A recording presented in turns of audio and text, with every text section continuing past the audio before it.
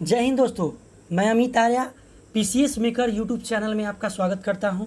तो आज लेकर आया हूं फिर से यूरोपीय कंपनी का आगमन, जो कि मैंने बनाया था उसका पार्ट 2 वीडियो लेकर आया हूं। तो मैं ये कहना चाहता हूं कि यदि आप इस यूट्यूब चैनल को पहली बार देख रहे हैं, इस वीडियो को पहली बार देख रहे हैं, तो लाइक कीजिए, शेयर कीजिए और सब्सक्राइब करना ना भूलें प्लीज़, क्योंकि आप सबका जो सपोर्ट मिला है मुझे वो बहुत ही उइंदा था। तो कहने का मतलब जिस तरीक़ा से आप सबों ने सपोर्ट किया मुझे बहुत खुशी हुई और इससे मैं बहुत मोटिवेट हुआ, ताकि आपको जितना अच्छा से अच्छा पीसीएस के लिए कंटेंट दे सकूं, मैं जितना हो सके एफर्ट लगा दूं और आप सब को ज़रूर दूंगा। ठीक है ना। तो चलिए आते हैं, आज हम जानते हैं नेक्स्ट। हमने पिछले वीडियो में बात किया था भारत में यूरोपीय कंपनी का आगमन। तो आज जो है पार्ट 2 लेकर आया हूँ। ठीक है ना। तो स्टार्ट करते हैं डेन के बारे में। चौथा जो है डेन के बारे में हम पढ़ेंगे। तो डेन के बारे में क्या हुआ कि अंग्रेज के बाद डेन जो है 1616 ईस्वी में भारत आया। ठीक है ना, याद रखिएगा।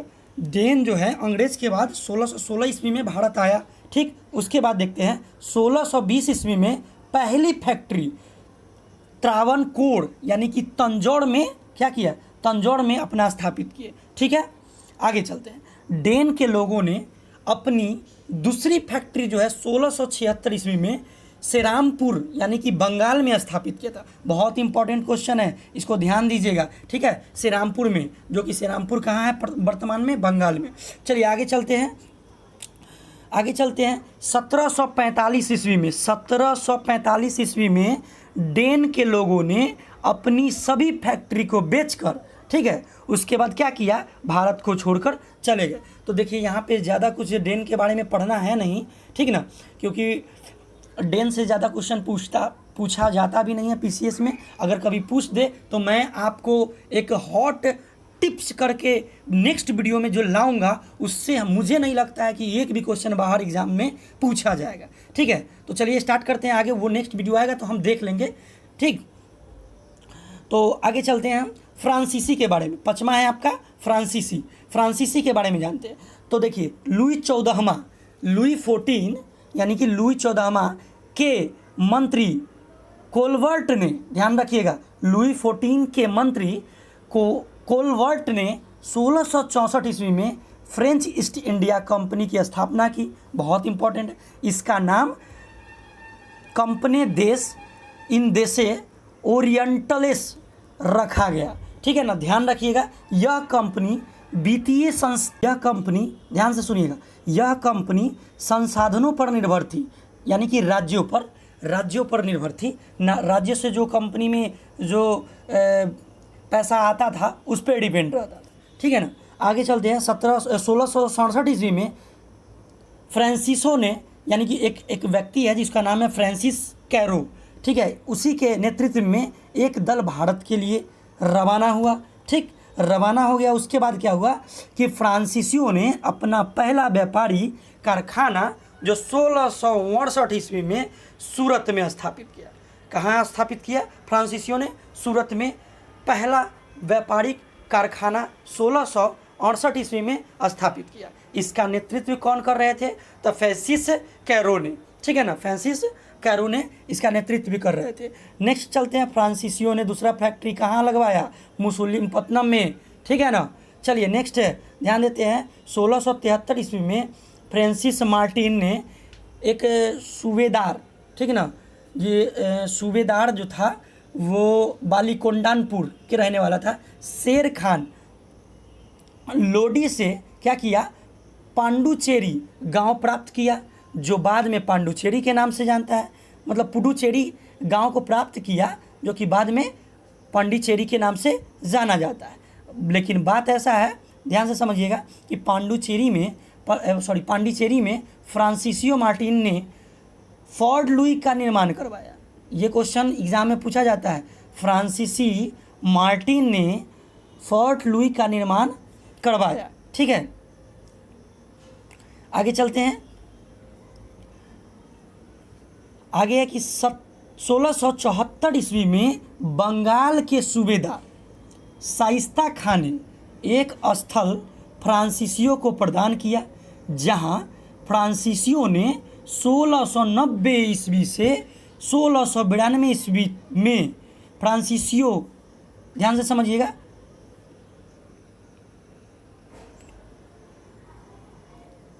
फ्रांसीसियों ने क्या किया, फ्रांसीसी कोठी चंद्रनगर की स्थापना की। ठीक है, उसके बाद क्या हुआ कि 1693 ईस्वी में, ध्यान से समझिएगा, 1693 ईस्वी में क्या हुआ कि डचों ने अंग्रेजों की सहायता से पांडुचेरी को छीन लिया। ठीक है, उसके बाद देखते हैं कि 1697 ईस्वी में राजा विक की संधि हुई। किसकी संधि हुई? राजा विक की संधि हुई, जिसमें फ्रांसीसियों को पांडुचेरी पुनः फिर से प्राप्त हो गया संधि होने के बाद। ठीक है, तो थोड़ा सा एक इम्पॉर्टेंट बात देख लेते हैं जो कि एग्जाम पॉइंट ऑफ व्यू से बहुत इंपॉर्टेंट है। क्या है कि 1721 ईस्वी में फ्रांसीसियों ने क्या किया, मॉरिशस पर अधिकार कर लिया। फिर उसके बाद 1724 ईस्वी में फ्रांसीसियों ने मालाबार पर यानी कि माही पर अधिकार कर लिया। फिर उसके बाद 1739 ईस्वी में फ्रांसीसियों ने करिकाल पर भी क्या कर लिया, अधिकार कर लिया। तो ये सारी बातें थी जो कि इम्पॉर्टेंट थे। आगे देखते हैं संघर्ष के बारे में, जो कि अंग्रेज और फ्रांसीसी के बीच में संघर्ष हुआ था। ठीक है ना, तो चलते हैं अंग्रेज फ्रांसीसी का संघर्ष के बारे में। पृष्ठभूमि थोड़ा सा जान लेते हैं। क्या पृष्ठभूमि रहा? भारत में फ्रेंच ईस्ट इंडिया कंपनी एवं ब्रिटिश ईस्ट इंडिया कंपनी स्थापना व्यापारिक उद्देश्य से की गई थी, लेकिन शीघ्र ही इन दोनों कंपनियों का उद्देश्य जो है बदल गया, और बदलने के बाद क्या हुआ कि व्यापार के साथ राजनीतिक हितों से जुड़ गया। इसके कारण दोनोों कंपनियां में टकराव होना शुरू हो गया, और टकराव होना शुरू हो गया तो इससे एक लंबे संघर्ष का जन्म हुआ, जिसके कारण कर्नाटक युद्ध हुआ। आप सबको पता होगा कर्नाटक युद्ध, रट लेते हैं कि हाँ कर्नाटक युद्ध का प्रथम जो है 1740 से स्टार्ट हुआ। तो लेकिन बात ये है कि यदि आप उसके रीजन के बारे में नहीं जानिएगा कि कर्नाटक युद्ध जो 3 गो लड़ा गया था वो क्यों लड़ा गया था, किस लिए लड़ा गया था, तो देखिए अंग्रेज और फ्रांसीसी के बीच में संघर्ष होने लगा। ठीक है ना, तो आपको हम बताएं कि संघर्ष शुरू हो गया था, तो कारण भी बताएं। तो आप जानते हैं कि कर्नाटक का प्रथम युद्ध कैसे हुआ, कारण क्या था और क्यों हुआ, किसके नेतृत्व में हुआ, कौन इसमें जीता, थोड़ा ध्यान से समझते हैं। कारण इसका ध्यान से समझिएगा कि यह युद्ध 1740 ईस्वी में आरंभ हुआ। ऑस्ट्रिया ने उत्तराधिकार के युद्ध का विस्तार मात्र था उसका, लेकिन तत्कालिक जो है कारण निम्नलिखित है। जानते हैं कौन कौन निम्नलिखित है कारक जो है? हुआ क्या कि अंग्रेज कैप्टन वानेट के नेतृत्व में अंग्रेजी सेना द्वारा कुछ फ्रांसीसी जलपातों पर कब्जा कर लिया, भाई लूटपाट करके कब्जा कर लिया। ठीक है ना, जलपात पर। उसके बाद जानते हैं आगे, कारण इसका यही रहा। ठीक है, संघर्ष का और कर्नाटक युद्ध होने का रीज़न, भाई किसी का आप किसी जहाज़ को लूटपाट कर लीजिएगा या उसको कब्जा कर लीजिएगा तो कोई झगड़ा करेगा ना, तो कारण यही रहा। और एक और कारण जानते हैं, फ्रांसीसी गवर्नर जो डुप्ले थे, तो डुप्ले तो प्रसिद्ध है, जानते ही हैं, नहीं जानते तो बताते हैं। वो डुप्ले ने मॉरिशस के फ्रांसीसी गवर्नर लाबुर्देने, ठीक है ना, लाबुर्देने की सहायता से मद्रास पर अधिकार कर लिया। अब भाई मद्रास पर अधिकार कर लिया तो कारण इससे भी हो गया दिक्कत। उसके बाद क्या हुआ जानते हैं थोड़ा सा। उसके बाद सेंट योमे का युद्ध, ठीक है ना, जो अड्यार नदी के किनारे हुआ था, याद रखिएगा।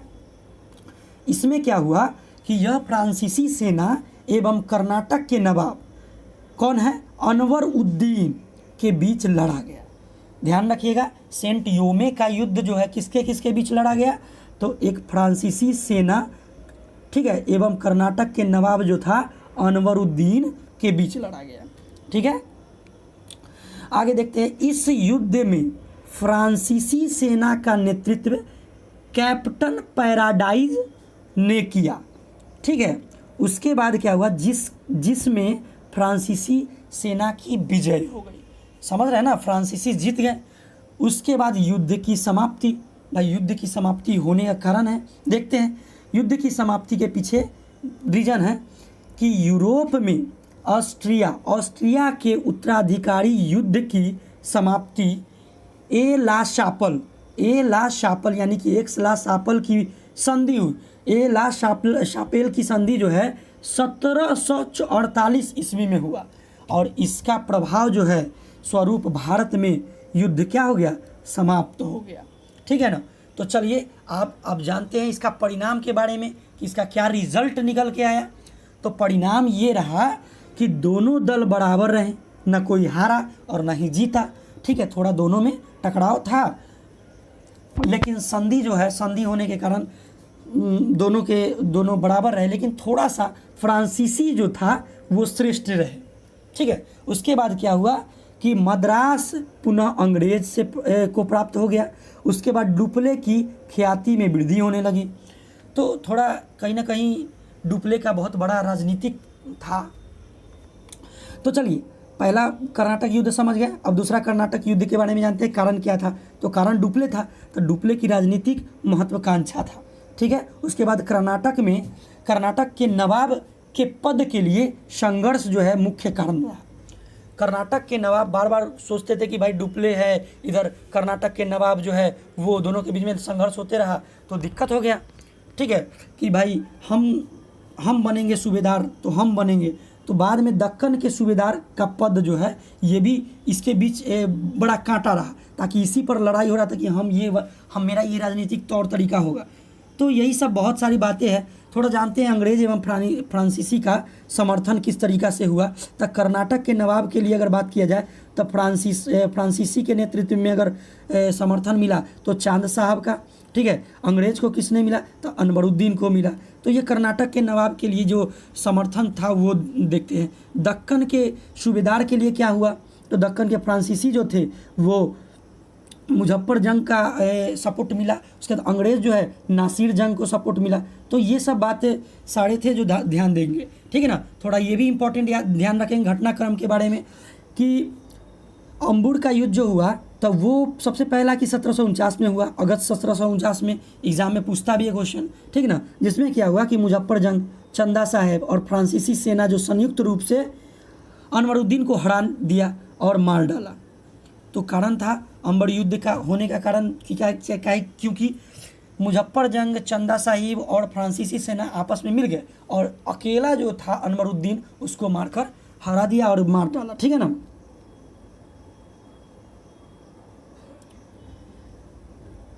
आगे देखते हैं। उसके बाद क्या हुआ, चंदा साहिब कर्नाटक का नवाब, चंदा साहिब क्या कर्नाटक का नवाब एवं मुजफ्फर जंग दक्कन का सूबेदार बन गया। ठीक है, चंदा साहब ने अर्काट को अपनी राजधानी बनाई। तो ध्यान रखिएगा किसने अर्काट को राजधानी बनाई, तो चंदा साहब ने। थोड़ा इसके बारे में भी जानते हैं। चित्रनापल्ली के लिए संघर्ष, ये भी एक जगह है जो कि चित्रनापल्ली, उसके लिए भी संघर्ष बीच में होने लगा था। तो देखते हैं क्या हुआ था कि अम्बुर के युद्ध के बाद आरकट की राजधानी बनाया गया। आरकट को राजधानी बनाया गया। शीघ्र ही अंग्रेजों ने आरकट को भी जीत लिया। तो जीतने के बाद देख रहे हैं यहाँ बढ़ रहा है अंग्रेज का जो यहाँ पे राजनीतिक तौर तरीका और फैलाव जो है अत्यधिक मात्रा में बढ़ता जा रहा है। तो आगे देखते हैं क्या है कि चित्रनापल्ली अंग्रेजों के अधिकार में तो हो गया जीतने के बाद, जिसे फ्रांसीसी जीतना चाहते थे। लेकिन हुआ क्या कि 1752 में एस्ट्रिगर लॉरेंस जो अंग्रेजी सेना नेतृत्व करता था, ठीक है ना, उसके सामने फ्रांसीसियों की सेना क्या कर ली, हथियार डाल दिया और फ्रांसीसी सेना को पराजित कर दिया। तो देखिए स्ट्रिंगर जो है, लॉरेंस जो है अंग्रेजी सेना है, उसके नेतृत्व में क्या किया, फ्रांसीसी को मुंहतोड़ जवाब मिला और फ्रांसीसी सेना को पराजित कर दिया और उसके बाद तो जानते ही आगे क्या हो सकता है। चंदा साहब की हत्या तंजौर के राजा ने कर दिया, तंजौर के राजा ने कर दिया। अब चलिए द्वितीय युद्ध जो हुआ कर्नाटक का, उसका परिणाम क्या रहा वो देखते हैं। तो डुप्ले को फ्रांस वापस लौटना पड़ा। उसके बाद क्या हुआ, 1755 ईस्वी में पांडुचेरी की संधि के तहत दोनों दल राजाओं के आपसी झगड़ों से दूर रहने के लिए राजी हो गए कि हमको कुछ नहीं चाहिए, आप ले लीजिए, अपना अपना अधिकार प्राप्त कीजिए, आज से झगड़ा नहीं होगा, ठीक है। उसके बाद क्या हुआ कि मोहम्मद अली कर्नाटक का नवाब बन गया, ठीक है। तो ये परिणाम रहा लास्ट में। अब भाई मोहम्मद अली जो है कर्नाटक का नवाब बन गया। तो उसके बाद फिर तृतीय युद्ध हुआ जो कि 1756 से स्टार्ट हुआ, ठीक है। तो कारण क्या रहा, ये इम्पॉर्टेंट है। कारण क्या रहा कि 1756 ईस्वी में यूरोप में सप्तवर्षीय संघर्ष आरंभ होते ही भारत में अंग्रेज एवं फ्रांसीसी के बीच शांति समाप्त हो गया। मतलब दूसरा कर्नाटक युद्ध हुआ था तो शांति स्थापित हो गया, लेकिन जैसे तीसरा हुआ कि बस फिर खलबली मच गया। उसमें क्या हुआ, अंग्रेज और फ्रांसीसी के बीच में फिर शांति समाप्त हो गया। और उसके बाद क्या हुआ कि युद्ध का तत्कालीन कारण जो था क्लाइव था और वाटसन द्वारा बंगाल स्थित चंद्रनगर पर अधिकार कर लिया। कहा कि अधिकार क्लाइव और वाटसन दोनों मिलकर कर लिया, ठीक है। अंग्रेज था तो फिर दिक्कत हो गया। अब दिक्कत हो गया तो कारण तो जान ही रहे हैं, अब दिक्कत होगा तो फिर प्रॉब्लम हो जाएगा, बहुत सारा बात ना क्रिएट निकलता है। उसके बाद क्या हुआ कि 1757 में अंग्रेजों ने चंद्रनगर, बालासोर, कासिम बाजार और पटना इस सब को क्या किया, फ्रांसीसी फैक्ट्री पर अधिकार कर लिया। तो देखिए यहाँ पर अधिकार क्लाइव और वाटसन, तो यहाँ पर दबदबा बना के रखा फ्रांसीसी पर, और क्लाइव और वाटसन जो अंग्रेजी शासक था वो क्या किया कि पटना, फिर उसके बाद बालासोर, कासिम बाजार, चंद्रनगर सब पर अधिकार कर लिया। तो अधिकार कर लिया तो फिर दिक्कत होगा। अब दिक्कत हुआ तो वही दिक्कत उभर के आया वांडीवास का युद्ध जो 1760 ईस्वी में हुआ। चलिए जानते हैं उसके बारे में थोड़ा सा। तो इस युद्ध में अंग्रेजी सेना का नेतृत्व आयरकुट ने एवं फ्रांसीसी सेना का नेतृत्व काउंट द लाली ने किया। उसके बाद क्या हुआ कि इस युद्ध में अंग्रेजों ने फ्रांसीसियों को पराजित कर दिया। अंग्रेजों ने फ्रांसीसियों को फिर से मार दिया और फिर से पराजित कर दिया। उसके बाद क्या हुआ, इस युद्ध में हार के बाद भारत में फ्रांसीसियों का अस्तित्व लगभग समाप्त हो गया। तो उसके बाद थोड़ा सा और जानेंगे कि भारत में फ्रांसीसियों के हार के कारण क्या ऐसा कारण रहा जो कि फ्रांसीसी भारत से छोड़कर चले गए। कुछ तक कारण रहा होगा, तो चलिए कुछ कारण जो है उसको देखते हैं। तो स्टार्ट करते हैं। कारण नंबर 1, फ्रांसीसी कंपनी सरकारी थी। सबसे पहला सरकारी कंपनी है। आप जानते हैं सरकारी और प्राइवेट का क्या वैल्यू होता है। तो सरकारी कंपनी जो थी वो फ्रांसीसी थी। इसके लाभ और हानि के प्राप्ति कंपनी के डायरेक्टर वो उदासीन थे। अब खा पी के मोटा के रहिएगा तो कैसे होगा। तो यही कारण उसका रहा, काम धंधा करते नहीं है, ध्यान बात नहीं दीजिएगा तो कैसे होगा। तो आप सब भी ध्यान रखिए, पढ़ाई कीजिए तो मन से कीजिए और नहीं तो नहीं कीजिए, ठीक है। क्यों पापा मम्मी का बात को और किसी पापा मम्मी का आशा तोड़ने पर लगे हुए हैं। हमको पता है कि आपको तकलीफ़ लग रहा होगा, लेकिन रियलिटी है, ये आपको मानना पड़ेगा। चलिए आगे देखते हैं। हम सब कुछ हट के कुछ बात बोल दी, उसके लिए सॉरी। फिर भी स्टार्ट करते हैं। यूरोप के संघर्ष में क्या हुआ कि फ्रांसीसियों का उलझे रहना। अब वो बार बार उलझने पर लगल रहता है। कभी झुकना भी तो सीखो, ठीक है, और अपना बेस को मजबूत करो, कंसेप्ट क्लियर करो। भारत में वही काम कर रहा था फ्रांसीसी। भारत में कंपनी की गतिविधियां पर ध्यान न देना। तो भाई क्या चल रहा है प्रेजेंट करेंट में। अभी एग्ज़ाम दीजिए या करेंट न्यूज़ आपको पता नहीं रहेगा तो एग्ज़ाम तो निकलेगा नहीं, इसलिए करेंट मुद्दा पर भी ध्यान दीजिए। आप सबको भी बोलते हैं। आगे चलते हैं थोड़ा सा, आगे चलते हैं कि अंग्रेज का बंगाल पर अधिकार हो गया। उसके बाद अब भाई उसका तो सरकारी था तो दिक्कत होने लगा। उसके बाद अंग्रेज का बंगाल हो गया, अंग्रेज का बंगाल पर अधिकार हो गया, जहाँ से अंग्रेज को अपार धन प्राप्त हुआ। अंग्रेज बहुत ज़्यादा चालू था, वो ऐसा ऐसा जगह लिए हुए था कि वहाँ से डायरेक्ट ज़्यादा सोर्सेस ज़्यादा होता है, ठीक है ना। लेकिन फ्रांसीसी क्या किया बेवकूफ़, वो पांडुचेरी ले लिया, पांडिचेरी और अन्य ऐसे स्थान थे उसके पास जहाँ पर लिमिटेड धन प्राप्त होने का मतलब उसका सोर्स था। तो भाई लिमिटेड सोर्सेज रहेगा तो कैसे होगा, इसीलिए उसका हारने का कारण था और समाप्त होने का। और फ्रांस की नौसेना शक्ति भी समाप्त हो गई थी क्योंकि अंग्रेज सब लूट लिया था, ठीक है। उसके बाद क्या हुआ कि फ्रांस की नौसेना भी समाप्त हो गई। उसके बाद क्या हुआ कि अंग्रेजी कंपनी का राजनीतिक तथा सैनिक नेतृत्व जो है फ्रांसीसी कंपनी की अपेक्षा अधिक उत्तम था, इसलिए अंग्रेज बढ़ते। तो आज के वीडियो में मैंने जाना भारत में यूरोपीय कंपनी का आगमन। इससे छोड़कर कोई क्वेश्चन आ ही नहीं सकता एग्जाम में, आप मानिए। अगर पढ़ना है तो इस तरीक़ा से पढ़िए ताकि दोबारा आपको न पढ़ना पड़े। हम नेक्स्ट वीडियो लेकर आएंगे मुग़ल साम्राज्य का पतन, जो कि बहुत ही उम्दा तरीक़ा से मैं समझाऊंगा। बस नेक्स्ट वीडियो का वेट करते रहिएगा।